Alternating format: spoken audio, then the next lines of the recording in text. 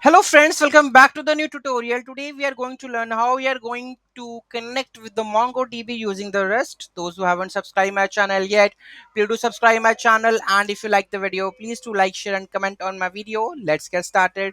So first of all, in the cargo.toml file, so we have to go with CRUD, MongoDB, and the another one, that is there is one more thing, that is CRUD. Okay, so these two are installed correctly, and the .env part, right? So this is installed now with MongoDB URI. So go to the env file and update this with Mongo URI. Okay, after this we have a main file where we have to go with import the necessary crates, okay, required for the try underscore next.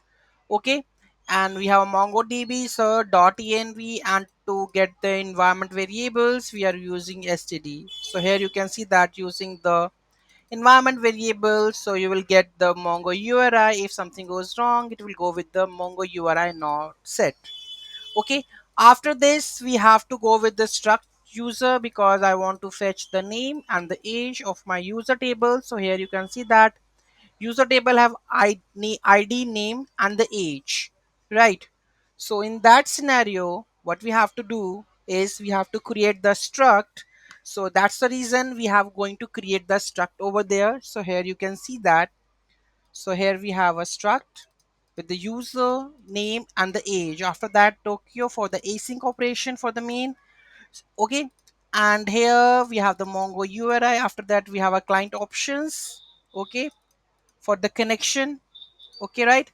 After that we have to go with the database, that is my db database, and we are going to get the collection of the user with the user struct.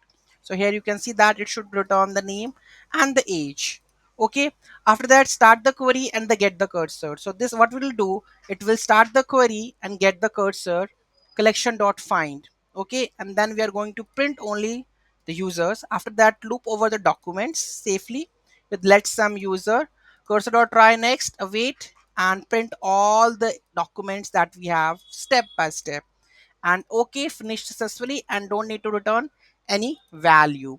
So if I go and just check over here you can see that the users with the name and the age is returning over there. Okay, that means we have successfully connected to the MongoDB. Any doubt, any query, let me know in the comment section. Thank you so much for watching this video, and don't forget to like, share and comment on my video. Have a nice day.